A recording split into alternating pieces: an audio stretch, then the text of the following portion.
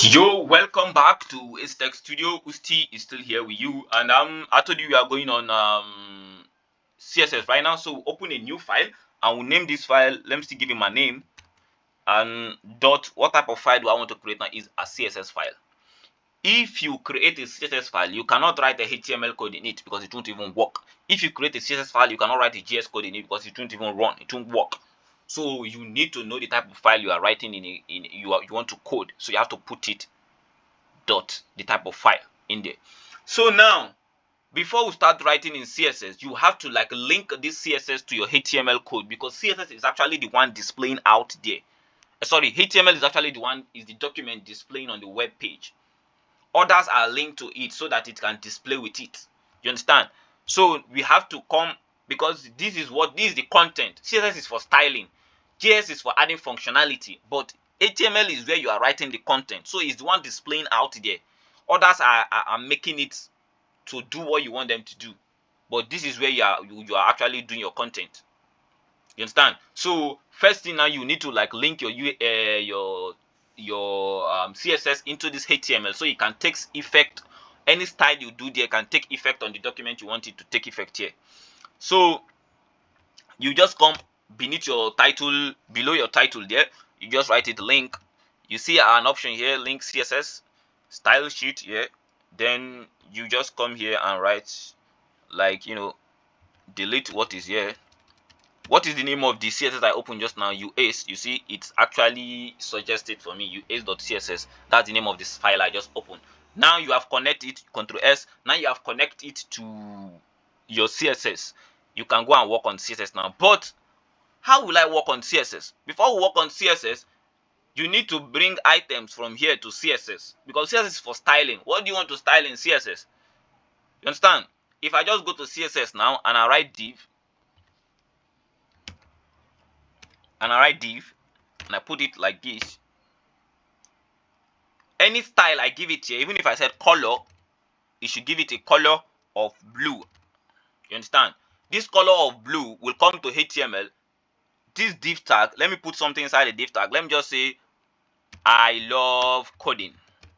This I love coding now, when I come to this CSS, I said div tag, it should give it a color of blue. This I love coding will be written with a color of blue. You understand? But what if I have another div here? What if I have another div here that says I am a web developer? Sorry, I'm a web developer. What if I have something else here like this, and I don't want this one to have blue? Because in CSS, I just say div, and I said the color should be blue. That means anything that has div tag here is going to look for everything that has div tag and give it a blue color. But I don't want everything that has div tag to be blue. That's when it comes in what we call class. We use class to classify our codes so that we can section them, so that later on we want to add functionality. I want this I am a web developer to be displaying in a way that once I come to the screen like this, now it starts from I. It write I first, write A-M-A, web, W-E-B, then the developer. It writes it a letter after the letter and write it, not just showing I'm web developer like this. But I don't want this I love coding to be like that. I just want I love coding to show, but I want this one. You need to do that in JavaScript because that's the function. You have to add that functionality to it in JavaScript. So how do you add that functionality to it? Because if you just mention div, it's going to bring all the div items. So that's why we use class to section our code. I give this one now, hey, I want it to be in primary 1. I give this one now, sorry, write the class, hit the suggestion button, equal to, I want this one to be primary 1. This one should be in primary 1. And I want this div here. You see, I'm writing it inside the opening tag. Inside the opening tag, that's where you write everything you want. All the section you are giving the code, that's where you write it. I want it to be class. And I want it to be primary 2. I want it to be primary 2. So every class, now I told you there's one thing you need to know. Every class is donated by, anything class is donated here by what? Dot. Dot means class. And anything hash is donated by what? An IDE. We are still going to IDE later. We are not done with class. So now, for class now, there is a short form in writing code here. I didn't tell you that. There is a short form in writing code in HTML. When you write a dot like this is going to give you a div. If I hit on tab now, or if I hit on enter, it's going to give you a div with an empty class.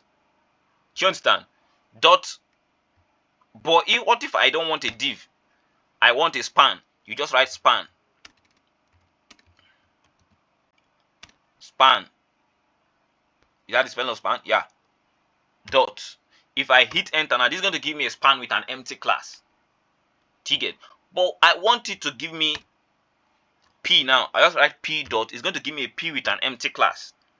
You get? Because class is donated by what? Dot. But I want it to give me a class named primary3. I'll just write dot primary3. If I hit on enter now, sorry, I told you you don't use space in HTML, or you don't use space here. Even if you are writing in JS, you need to use Pascal notation, like, you know, first letter small and the next word big for yourself. You understand? But you don't give space, so that's why that one was not working just now. So I need to put a slash in there.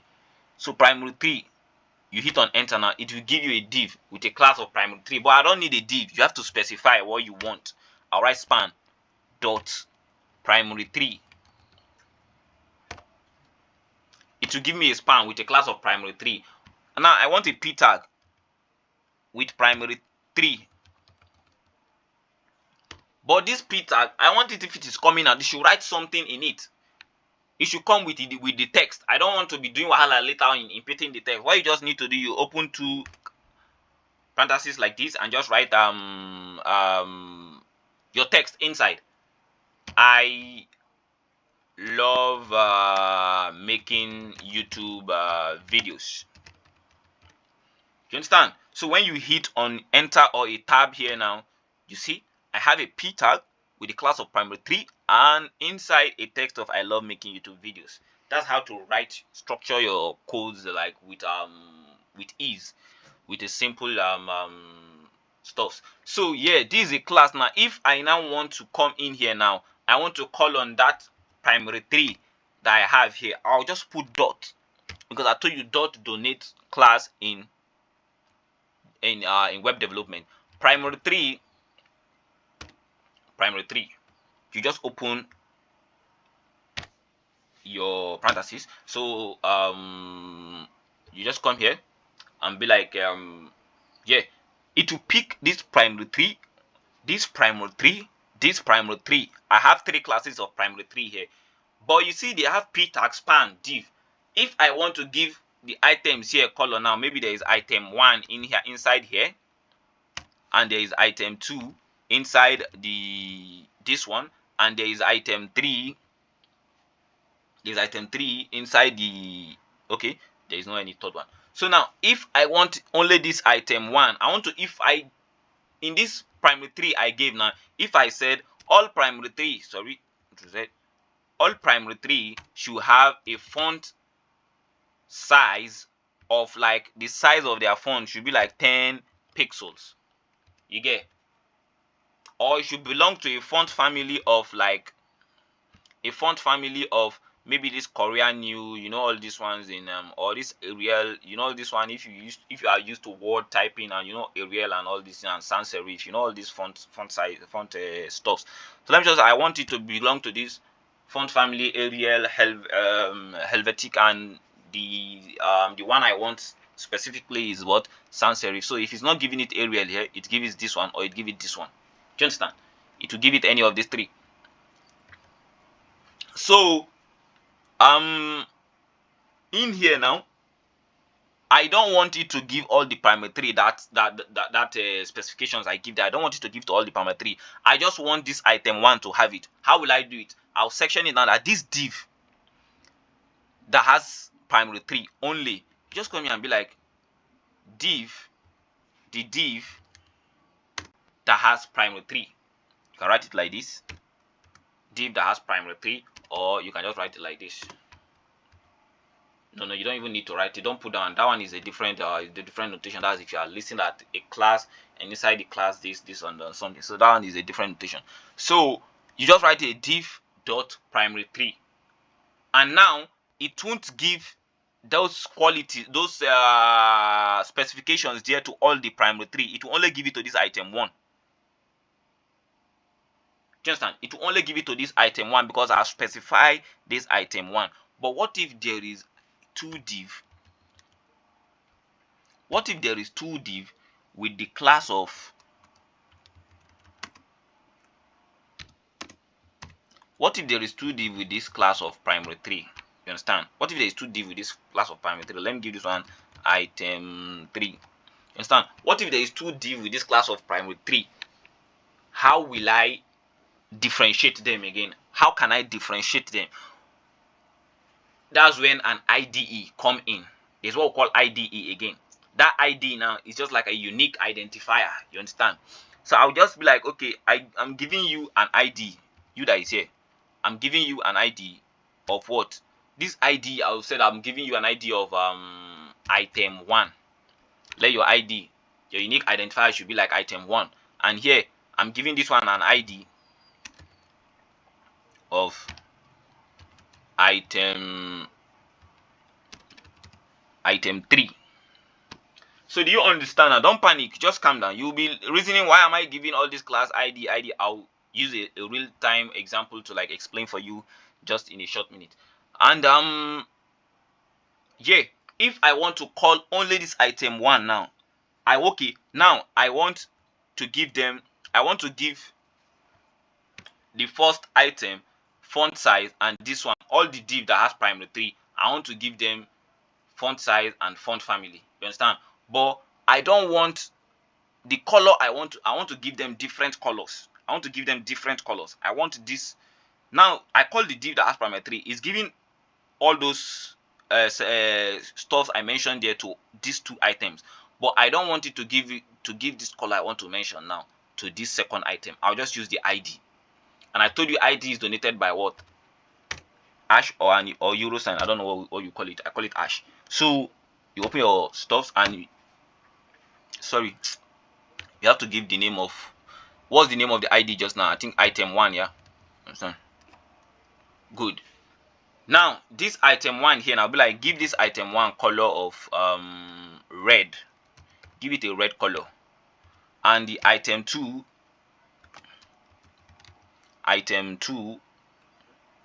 give it a color of maybe, let's say, green. You see, now you see that we have, if you come to this place now, this item 1 that is written here, because I use the ID of this item 1 to say red color, it will only give this one red color, and it will give this one green color. But the font size I specify with the class primary3, because the two of them has the same class, it will give the two of them the same font family, which is we use the same font for them, and we use the same font. All of them will be 1010. Do you get? So that is how to like section code. And what if I still want to, like, I have another div here. I have another div of class of primary3 in here. But this one now is not having an ID. Okay, let me be like, I give this one a different ID again. Or no, it's not having an ID. I'm not giving this one an ID. But now, okay, let's say I give it an ID. It has a different ID. I'm coming. We don't really need the ID for this explanation I want to do, but let me just give it an ID. And let's just name it item 4. This will display an item 4 now, yeah. But if I want to like work on these two items here, I want to work on these two items here, primary3. If I call on class primary3, it will bring all these 3 class for me. It will do what I asked it to do to these 3 class, or sorry, to these 5 class here. But if I want to use the ID, if I call on ID item 1, it's going to do it to only this unique identifier here. And if I call on ID item 4, it's going to do it only on this. So what can I do so that I can call on these two here I'll give it a second class. I can call it primary 3 that are idiots. Primary 3 that are what? Idiots. Sorry, idiot. Supposed to have I here. So if I come to this place now and I call on idiots, if I come on this place and I call on dot idiots, sorry, and I said give this one let's say a background color of black, it will give the background color, sorry, HTML, it will give the background color to these two idiots. But if I call on primary 3, it will give it to everything here. But if I call on only idiots, because this one have another second class, you can give more than one class to an item because you want to call it differently. But because you want to call it with other ones later, you can give it class with other ones and still give it a different class because you want to call it differently with another item. You give it a second class again. And give it second 3 classes so that you can call those classes. Maybe you want to section it, you want, okay, all this code now, they are here now, but there are some part of the code you want to have same font, and there are some part of the code you want it to have same background, and there are some part of the code you want them to have same color. So you can give it different class like that. But you want some to like work on the unique identifier, work on the code differently, and give it an ID. Do you understand? So why do you need all these things now? Imagine you are building a website now. You are building a website and you have write-ups differently, different places. But you will need to be going to each write-up every time to be like, I want to color this write-up. I want to give this write-up font. Is that not going to be tiring for you?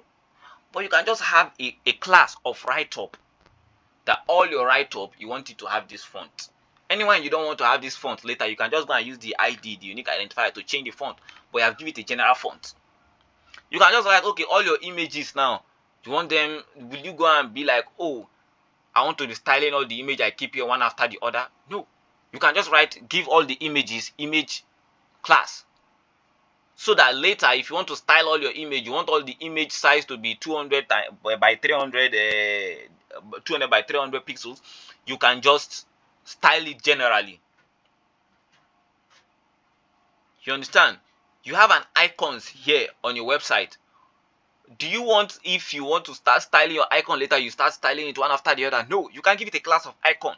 Later on, you can just go and be like, all these icon, I want them to be small like this size, I want it to be big like this, I want it to be this. But if you want to work on each icon, you just use the ID you gave it to work on them. If you want to call it and give them functionality, generally, you can call on the general class. If you want to give it something on its own, you can get it by the ID. Whether you want to give it a functionality in JS, you want to give it a styling in CSS, anyone. So that's the essence of what? Class and IDs. So to section your codes, to section everything that, okay, well, these are writing class.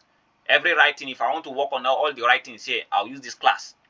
This is image class. All these image classes, all my image will have this class, will be inside this class. Do you understand? So that's how I section everything. You understand?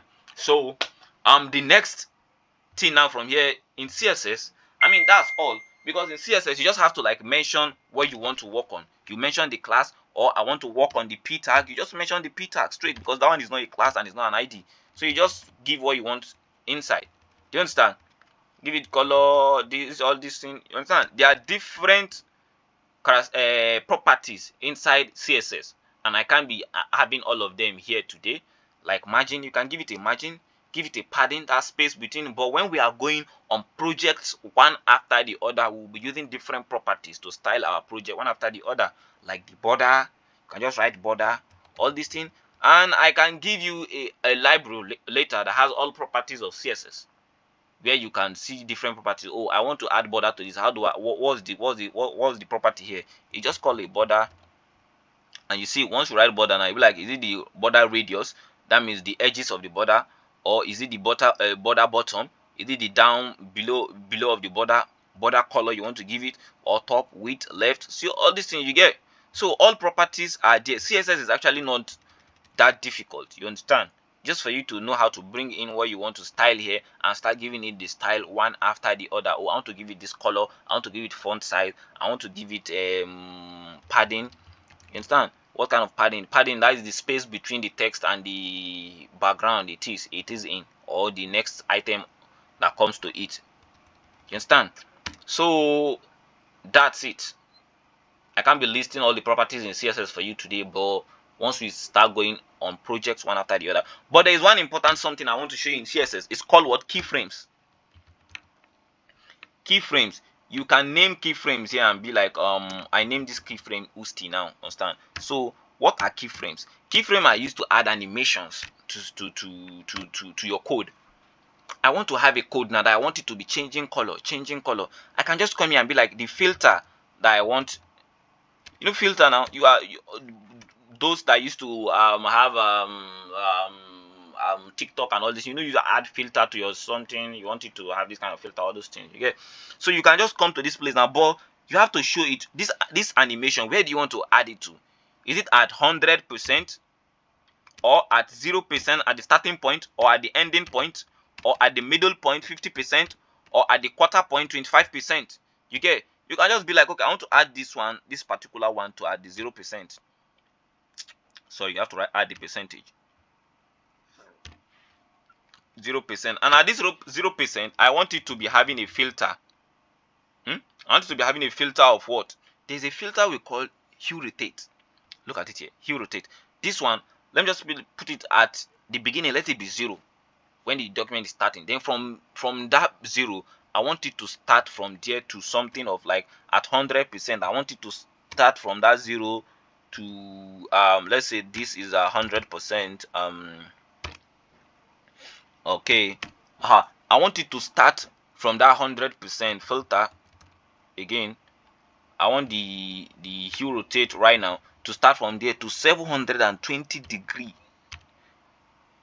To start to 720 degree. Now you see that this one will be changing colors. The items will be changing color. Yellow, green, this, that. It will be changing color. It won't be only one color. It will be changing color. That's hue rotate functions. So there are a lot of keyframes on it to add animation. Now, what if I want this thing to be bouncing? I can just come here and create another keyframes and name it bounce. You get. Maybe I want it at 0%, it should bounce very well. At middle, it should bounce a little bit, and at the ending, it should like bounce. I want it to be bouncing. You understand? You can just specify how you want it to bounce. That's transform. You want it to be transforming from one form to another. You get. You can just say you just want it to transform on a scale of, let me say, 1. You understand?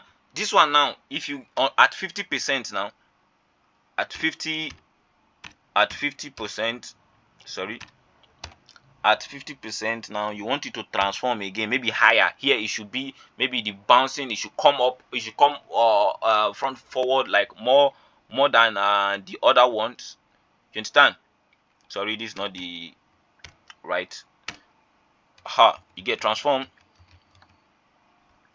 This should transform at a scale of maybe 1.2. It should be, or 1.5 or 2, something. It should be higher than this one. You understand? You can test all these skills and see the outcome later. Like I said, we are going to work on different projects. This is just like an overview. It's not really something. You can say at this one it should transform at transform here at a scale of maybe it should be at the same at the beginning, so that it's going back to its own. So now it should start from 1, it should end in 1, and at the beginning it should like increase. You understand? So this transformation now, you can even say you want to give it a color. You want to give it a color here now. You want to give it a color here now of like blue. Then at the beginning, the transformation, when it transforms to this side, the color should change to like this aqua green, and when here the color should change to like maybe brown. So this thing now will be changing color. At the first transformation, when it is coming out of the screen, like it's not out of the screen, but like it will be bouncing, it will be going inside and out in this kind of scale. You understand? It will be going inside and out with this scale. You understand? And it will be at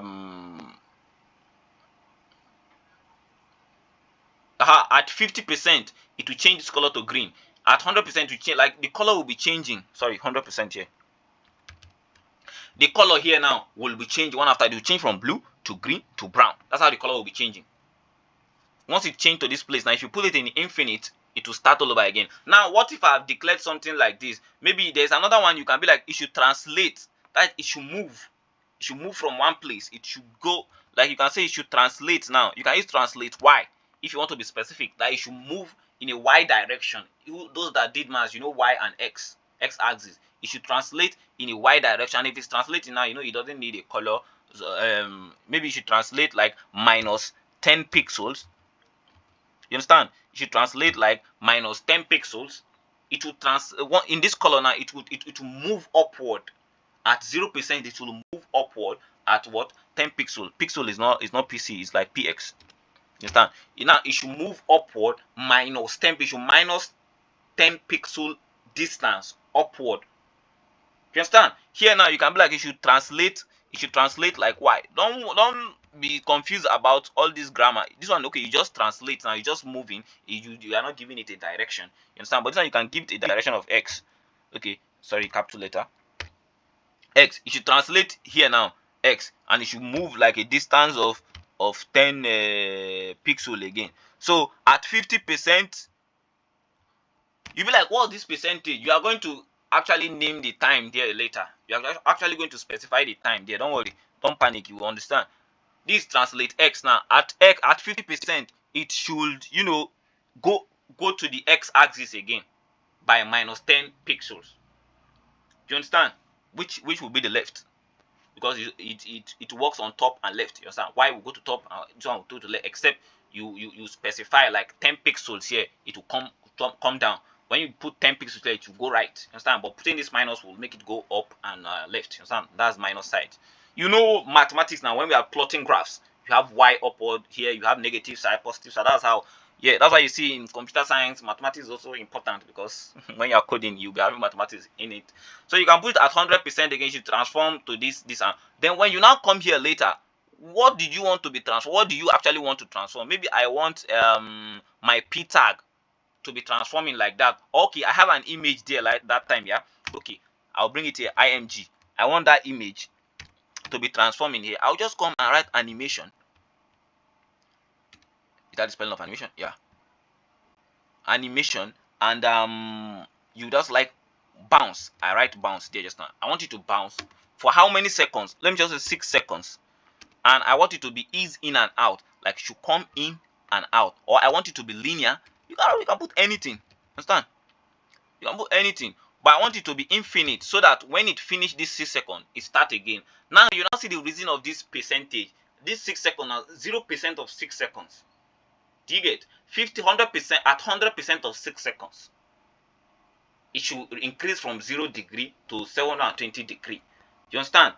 That means the transformation here, this hue rotate, the color it will show at first will be that color, but it will change straight to 720 degree of that initial color. It will change again from 700, because this infinite, it will start all over again, change from 720 degree to that color again.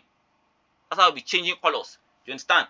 Here now is what translate Y. You want it to move at 0% of 6 seconds. You want it to move at minus 10 pixels. Here you want at what, 50% of 6 seconds. You want it to move at minus 10 pixels to X side, which is minus. Now will go to the left. You understand? So that is one thing about keyframes. You want to add animations. Now you want the color to be changed in blue at 0% of 6 seconds. It should be in blue color, and it should change it. You can come here now and add what we call an transition to be like maybe opacity, opaque. You understand? Right, add an opacity to it, or you can even add opacity here. You know what is opacity now? Like the visibility. You get? So you can just style your code like that. The transition, you can make it okay. It should transit within 1 second. This transition should come within 1 second, and it should be linear, or it should be easy and out, or you should like list other stuffs there. how it's go from blue to this aqua green color. You have to put a transition there so that you will not just be awkward changing from blue to green like that without having a transition like stage, how it delays. You understand that sexy transformation? You understand? So that is it for CSS.